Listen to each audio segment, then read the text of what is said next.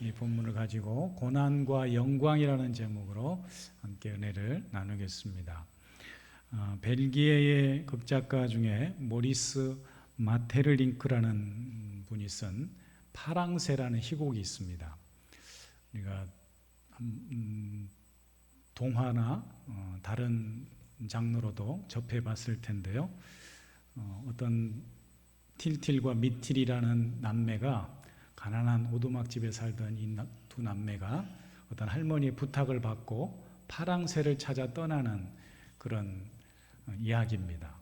그래서 여러 군데를 들려서 추억의 나라, 밤의 궁전, 나무의 영혼들, 또 그리고 공동묘지까지 가고 나중에는 행복의 정원, 미래 나라까지 가서 파랑새를 찾지만 찾지 못하고 결국은 돌아와서 보니까 집에 있는 자기들이 키우던 비둘기가 파랑새였다라는 것을 발견한 이야기입니다.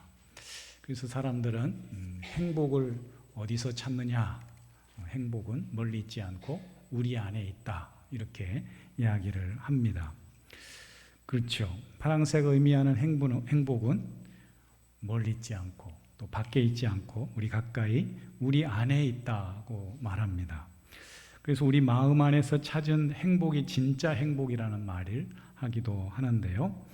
행복을 멀리서 찾으려 하지 말고 지금 내 안에 있는 행복을 찾고 발견하라라는 말씀입니다. 그런데요, 행복이라고 하면 우리가 되게 기뻐할 일, 좋아할 만한 일 속에서 행복이 있다고 생각을 하는데 꼭 그렇지만은 않습니다. 고난이 있고 아픔이 있고 슬픔이 있는 곳에는 행복이 없을까요? 그렇지 않다라는 것이죠. 슬픔이 있고 고난이 있다고 다 불행한 것은 아닙니다.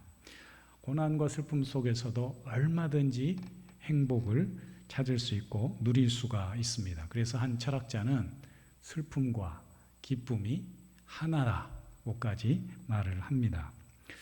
그러나 엄밀하게 우리가 신앙적으로 따져보면 행복은 우리 안에 있는 것이 아니라 우리를 창조하신 우리 인간에 대해서 가장 잘 아시는 우리 인생의 주인 되신 하나님 안에 참된 행복이 있는 줄 믿습니다. 즉 우리 안에 계신 하나님을 발견한 사람이 진짜 행복을 발견한 사람이라고 할 수가 있는 것이죠. 그래서 믿음이 중요합니다. 우리는 참된 행복이 주님 안에 있음을 믿기에 오늘도 기쁨으로 하나님 앞에 나와 예배하는 성도인 줄 믿습니다. 그런데 성경은 우리 믿음 생활 가운데 우리 삶 가운데에 기쁨을 강조하고 또 항상 기뻐하라고 말씀하지만 기쁨만 이야기하는 것은 아닙니다. 오히려 우리에게 고난을 이야기하고 또 고난 가운데서도 지켜야 할 믿음의 소중함을 우리에게 말씀해 주고 있습니다. 사실 우리가 믿는 예수님도 기쁨의 삶을 살았다라기보다는 고난의 삶을 사셨고 고난 가운데서도 끝까지 순종하는 믿음의 본을 보이신 분입니다. 이쯤 되면 우리가 조금 헷갈리기 시작하죠. 도대체 우리 신앙 생활을 할 때에 기뻐하며 살라는 것이냐 아니면 고난을 견디며 살라는 것이냐, 기쁨이 좋은 것인지 또 고난이 좋은 것인지 명확한 답을 찾기가 힘들게 됩니다. 어떻게 사는 것이 제대로 된 신앙생활인지 또 우리 참된 행복을 추구하는 삶인지를 묻게 된다는 것이죠. 중요한 것은 우리 삶 가운데에 고난을 피할 수도 없고 또 늘 우리에게 다가오는 그런 고난이 있다 할지라도 그 고난 가운데서 어떻게 사느냐가 중요할 것입니다. 성경은 우리에게 고난을 이야기하되 고난이 고난으로 끝나지 않는다라는 중요한 가르침을 주고 있습니다. 역설적이게도 고난과 영광이 연결되어 있습니다. 우리가 일반적으로 고난이라고 하면은 영광스러운 일, 기뻐할 일, 좋은 일 이런 것과는 좀 어울리지 않는 대비되는 모순적인 그런 개념이라고 생각을 하게 됩니다. 그런데 성경은 어떻게 고난과 영광이 하나라고 말씀하고 있을까요? 우리가 영광이라고 하면 대개 최고의 결과, 또 승리, 영예 이런 것들을 영광으로 생각을 합니다. 그렇듯이 성경에도 성경을 기록할 당시에 이스라엘 사람들의 생각, 또 그리스 로마 사람들의 생각도 이와 비슷합니다. 영광이라고 하면은 대개 찬란한 빛 또는 명예, 명성, 그리고 평판, 자리 뭐 이런 의미가 있습니다. 그러니까 일반적으로 영광스러운 일은 다들 좋아하고 동경하는 그런 일이라고 할 수가 있는 것이죠. 그런데 신약 성경 특별히 요한복음에 보면은 영광이라는 표현이 많이 나오고 있는데 이 영광이 고난과 연결이 되어 있어요. 예수님의 사명, 예수님의 일, 이것과 같은 의미로 쓰이고 있단 말이죠.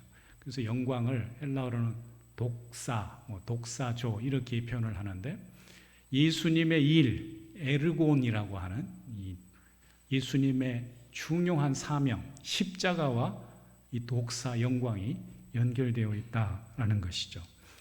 그래서 이 십자가가 그 당시의 사람들에게는 십자가는 고난이요, 수치요, 실패라고 생각할 수 있는데 어떻게 십자가를 영광스러운 일이라고 영광으로 연결하고 있을까? 이런 의구심을 갖게 되는 것이죠.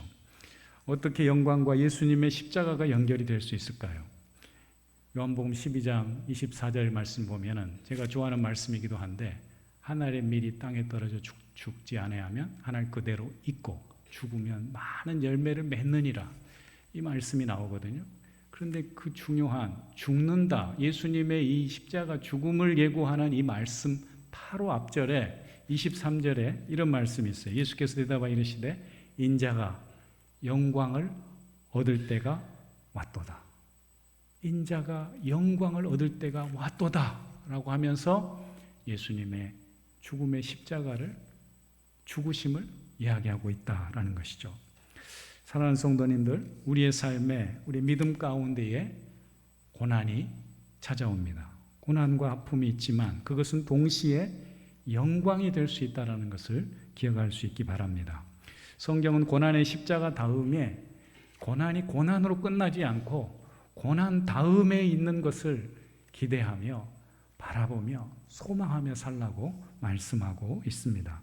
오늘 읽은 이 성경 본문은 예수님의 고난, 예수 그리스도의 고난과 영광을 매우 집약적으로 설명해 주고 있는 복음의 핵심적인 내용이라고 말씀드릴 수가 있습니다. 오늘도 우리가 예수 그리스도의 고난, 십자가 고난을 기억하고 묵상해야 될 중요한 이유가 여기 있습니다. 사순절을 시작하는 이 사순절 첫째 주일 아침에 이 말씀을 우리가 깊이 한번 묵상해 볼 필요가 있다라는 것이죠. 그래서 첫 번째로 예수 그리스도의 죽음에는 이런 의미가 있습니다. 우리 믿는 우리에게 주시는 하나님의 특별한 의미가 십자가 죽음에 담겨져 있음을 기억해야 합니다. 오늘 본문 18절 말씀에 따르면 예수님의 죽으심을 세 가지로 정리하고 있어요. 첫 번째는 예수님은 단번에 죄를 위하여 죽으셨다. 18절 그리스도께서도 단번에 죄를 위하여 죽으사 이렇게 돼 있잖아요. 예수님은 우리를 위해서 유일회적으로 단 한 번에 우리를 위하여서 죽으신 소중한 죽음이다. 값진 죽음이다. 우리를 살리기 위한 생명의 죽음이다 라는 것을 이렇게 표현합니다. 단번에 죄를 위하여 죽으셨다. 단일회적인 죽으심. 두 번째, 의인으로서 불의한 자를 대신하셨다. 이렇게 되어 있습니다. 예수님은 죄가 없으신 하나님의 아들이십니다. 그런데 죄인된 우리를 위해서 대신 우리를 죄의 불의에서 건져주시려고 대신 십자가에 돌아가셨다라는 말씀입니다. 또 하나 예수 그리스도의 십자가의 죽으심은 어떤 죽음입니까? 이는 우리를 하나님 앞으로 인도하려 하심이라. 예수님의 죽으심을 통하여서 죄인된 우리가 하나님, 의로운 하나님 앞에 서게 된 것이죠. 죄인된 우리와 의로운 하나님의 화해의 죽음이 바로 예수님의 십자가 죽으심을 말씀합니다. 즉 예수님은 우리를 하나님 앞으로 이끄신 죽음이요 우리를 살리신 죽음이요 우리를 하나님의 자녀로 영생을 허락하시는 선물의 죽음이라고 말씀하고 있다라는 것이죠. 사랑하는 성도님들, 예수님의 죽으심이, 십자가의 죽으심이 이처럼 중요한 의미를 담고 있기 때문에 오늘 또 우리가 주님 앞에 나와 십자가를 찬양하며 십자가를 바라보며 십자가를 붙들고 믿음 생활 해나가야 될 줄 믿습니다. 두 번째로 그리스도의 죽음은 우리에게 구원과 성도의 삶에 대해서 가르쳐주고 있다는 것이죠. 그래서 그분의 고난의, 십자가의 고난을 기억할 필요가 있습니다. 20절 이하의 말씀 보면 특별히 본 말씀에 노아의 방주 이야기가 나옵니다. 노아 때의 물의 심판 사건과 또 방주에 탔던 그의 가족들의 구원 사건을 말해주고 있습니다. 그렇다면 예수님의 죽으심과 노아의 방주와 무슨 상관이 있을까요? 예수님의 죽으심과 노아의 방주와 무슨 연관이 있기에 이 예수 그리스도의 죽으심을 이야기하면서 노아의 방주 이야기를 하고 있을까요?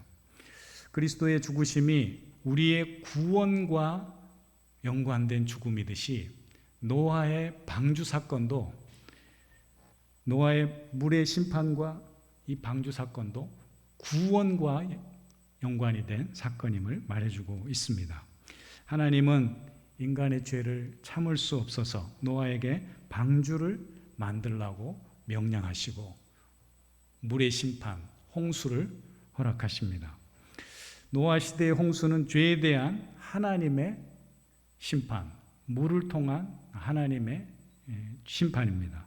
그런데 모든 생명이 죽어가던 그때에 방주에 탔던 노아의 가족 8사람과 택함받은 그 생명체들만 살아남게 됩니다. 하나님께서 죄에 대한 심판 가운데서 구원받은 생명들을 허락해 주신 것이죠. 방주를 통해서 생명 구원의 역사를 보여주셨습니다. 그렇습니다. 우리가 예수님을 믿는다는 것도 이와 같습니다. 세상의 모든 사람들은 다 죄 가운데 살다가 죄에 대한 심판을 통해서 멸망받을 죄인들입니다.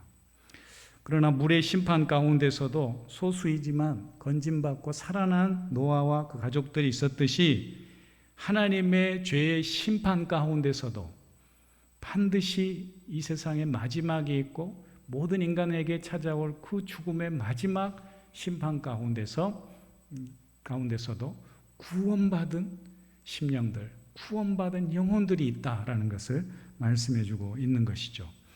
그렇습니다. 하나님의 은혜로 우리는 멸망받지 않고 하나님의 아들 예수 그리스도의 죽으심을 믿음으로 구원받게 되는 줄 믿습니다.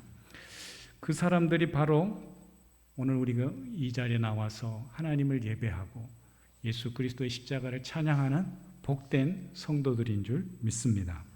따라서 예수님을 믿고 세례받는 것은 본문은 물로 표현하고 있지만 이 물이 곧 세례라고 이야기를 하거든요. 20절에 보시면 물은 예수 그리스도께서 부활하심으로 말미암아 이제 너희를 구원하는 편이 곧 세례라. 사실 세례가 굉장히 중요합니다.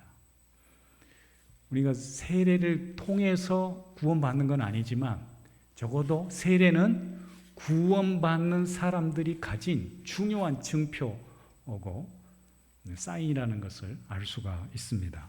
그래서 우리가 세례를 소중히 여겨야 되는 거예요. 우리가 주변에 안 믿는 분들, 하나님 모르는 영혼들을 데려다가 적어도 어디까지 도와줘야 돼요? 세례 받도록 도와줘요. 세례 받도록. 왜? 세례가 구원받은 표니까. 물론 세례 받고 끝은 아니지만 어쨌든 세례 받는 데까지 도와주는 것이 굉장히 중요한 의미가 담겨 있습니다. 세례는 이처럼 구원받은 표요, 죄에서 건진받고 구원받은 백성에 되는 그런 증표와 같다고 할 수가 있습니다. 예수님의 십자가 죽으심과 부활하심을 믿는 성도는 물의 심판 가운데서 구원의 방주에 탄 사람들처럼 심판의 강을 건너서 예수님의 영생수를 마시는 그런 생명의 사람들이 되는 줄 믿습니다. 그러니까 놀라운 반전이 우리가 믿는 믿음 안에, 믿고 세례받는 성도들 안에 이게 주어지는 것이죠. 이것이 우리가 만들어낸 사건이 아니고 하나님이 우리에게 허락한 놀라운 구원의 선물이요, 축복의 선물인 줄 믿습니다. 마지막 세 번째로 그리스도의 죽으심과 부활하심이 연결되어 있습니다. 그리스도의 죽음은 부활의 영광을 나타냄과 동시에 성도의 신앙의 결말을 우리에게 말씀해 주고 있다라는 것이죠. 오늘 본문의 22절 말씀 보면은 그는 하늘에 오르사 하나님 우편에 계시니 천사들과 권세들과 능력들이 그에게 복종한다, 이렇게 되어 있잖아요. 그런데 그 앞절에 보시면은 18절에서는 그리스도께서 죽으셨다고 말씀하시잖아요. 단번에 죄를 위해 죽으사, 이렇게 되어 있잖아요. 그런데 21절에서는 물은 예수 그리스도께서 부활하심으로 말미암아 죽으시고 부활하시고, 또 그것으로 끝나지 않고 오늘 마지막 절 22절에 나와 있는 것처럼 하늘에 오르사 하나님 우편에 앉으셨다, 이렇게 되어 있어요. 우리가 신앙 고백 때도 같이 고백하지만 이게 우리 신앙의 굉장히 중요한 핵심적인 내용입니다. 예수님께서 이 땅에 오셔서 우리를 위해 죽으시고 부활하시고 하늘에 오르셔서 하나님 우편에 계시다가 다시 오실 주님을 믿는 것, 이것이 우리 복음 신앙의 핵심적인 내용인 줄 믿습니다. 그러니까 예수님께서 죽으시고 부활하시고 승천하시고 하나님 우편에 이어지는 이 길이 우리 믿는 성도들에게 주어지는, 성도들이 앞으로 경험하게 되는 놀라운 영광스러운 믿음의 길이라는 것을 잊지 않아야 한다라는 것이죠. 예수님께서 십자가 죽음으로 끝나지 않고 하나님 우편에 앉아 계시는, 부활 승천을 통하여서 하나님 우편에 앉아 계시는 그 놀라운 영광의 자리에 있는 것처럼 우리의 믿음도 고난과 아픔과 십자가 죽음과 같은 그 어려움을 통과하고 결국 우리의 믿음의 여정이 하나님의 영광스러운 그 자리에 서게 될 줄을 믿으시기 바랍니다. 그래서 사실 우리가 매주일 주님 앞에 나와 예배하는 이 자리가 너무 중요한 거예요. 왜? 주일 예배는 사실 그리스도의 십자가 죽음을 경험하는 자리예요. 오늘도 하나님 앞에 나와 예배를 드린다는 것은 나도 예수님처럼 이 자리에서 죽고 다시 주님 살려주신 그 생명의 삶을 세상 가운데 나가 살겠습니다. 이런 믿음의 고백이 우리 예배 가운데 있다라는 거예요.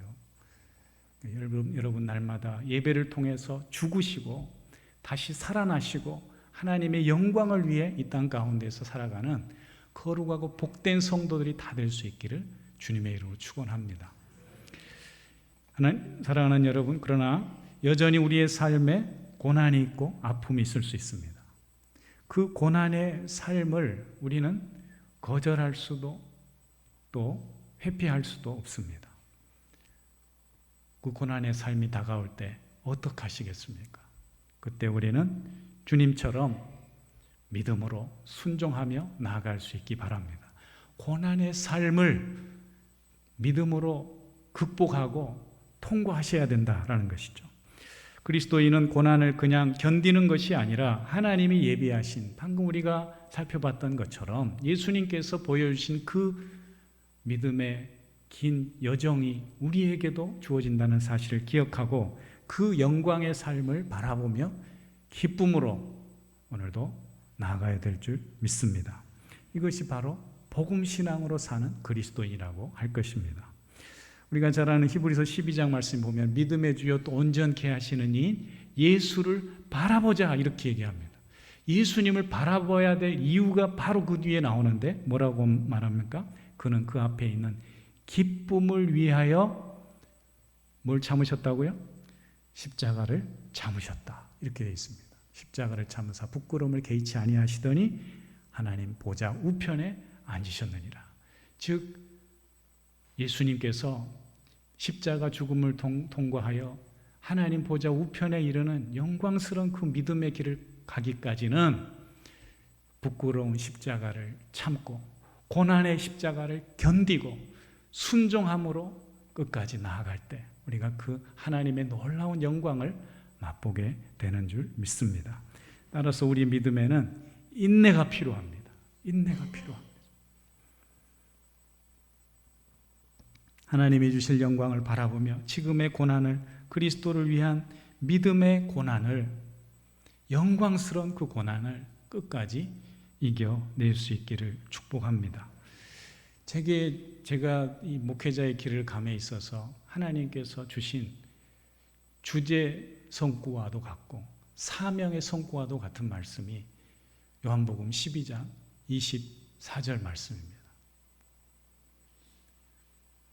요즘 인터넷 같은데 이렇게 뭘 등록하면, 회원 가입하면 뭐라고 그러죠? 비밀번호를 적으라 그러잖아요. 제가 이 비밀번호, 이거 발사하면 안 되는데.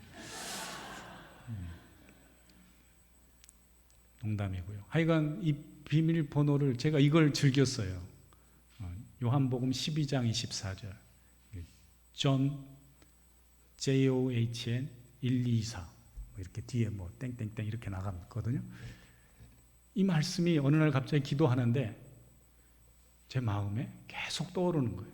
하늘의 미랄이 땅에 떨어져 죽지 아니하면 하늘 그대로 있고 죽으면 많은 열매를 맺느니라. 요한복음 12장 24절. 이 말씀이 계속 기도하는 가운데 떠오르는 거예요.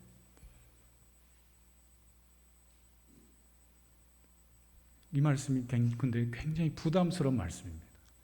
쉽게 얘기하면 너도 예수님처럼 죽어라. 이 말이거든요. 여러분, 우리 모두가 다 하나님 앞에 부름받을 영혼들인데 십자가에 못 박혀 죽고 싶으세요? 지난주에 제가 뭐라 말씀드렸어요? 성도는 하늘로 들려 올림받는다 그랬잖아요. 영광스럽게 하나님께 부름받는 거예요. 여러분 믿으시죠? 그렇게 죽고 싶잖아요. 그런데 제 마음 가운데 하나님께서 계속해서 하늘의 밀이 땅에 떨어져 죽지 아니하면 하늘 그대로 있고 죽으면 많은 열매를 맺느니라. 이 말씀을 주시는 거예요. 예수님의 십자가 사명을 앞두고 주신 말씀이잖아요. 제가 힘들지만 인간적으로는 거부하고 싶고 하나님 더 좋은 말씀도 주시는데 왜 이런 말씀을 주십니까? 이렇게 거절하고 싶었지만 제가 이 목회자의 숙명이라는 것이 이 믿음으로 가야 할 이 순종의 사명의 길이 이런 길임을 다시 한번 제가 마음에 새기고 아멘으로 받아들였던 그런 기억이 있습니다. 여러분 우리가 일반적으로도 그런 말 하잖아요. 우리 인생이 쓰다, 고해와 같다. 그런데 고진감래요. 고난은 쓰지만, 인내는 쓰지만 그 열매는 달다고 이야기하지 않습니까? 지금 우리의 믿음의 여정 가운데에 그런 고난이 있다 할지라도 그 십자가가 영광의 면류관이 될 줄 믿고 그 믿음의 소망을 붙들고 나아가시는 저와 여러분이 될 수 있기를 축복합니다. 사랑하는 성도님들, 사람들은 우리 안에 행복이 있다고 찾으려고 하지만 그러나 우리는 참된 행복이 주님 안에 있음을 믿고 나아가는 성도들인 줄 믿습니다. 진정한 행복이 주님께 있음을 믿고 주님이 우리에게 말씀하시는 그 십자가, 고난의 십자가가 영광의 길임을 우리에게 말씀하심을 기억하고 오늘도 순종함으로 그 길을 나아갈 때 우리가 하나님이 우리에게 주신 이 비밀한 영광의 길, 믿음의 길, 은혜의 길을 가게 될 줄 믿습니다. 끝까지 이 십자가 뒤에 감춰진 이 영광의 신비를 붙들고 끝까지 승리하며 나아가시는 저와 여러분이 될 수 있기를 주의 이름으로 축원합니다. 기도하겠습니다. 하나님 아버지, 구원도 영광도 모두 하나님께 있음을 기억하고 우리 주님의 오늘도 말씀해 주시는 믿음의 핵심인 이 십자가 구원의 복음을 붙들고 날마다 주 안에서 다시 살아나고 다시 일어서는 귀한 주의 성도들, 믿음의 자녀들 되게 하여 주시옵소서. 예수님의 이름으로 기도합니다. 아멘.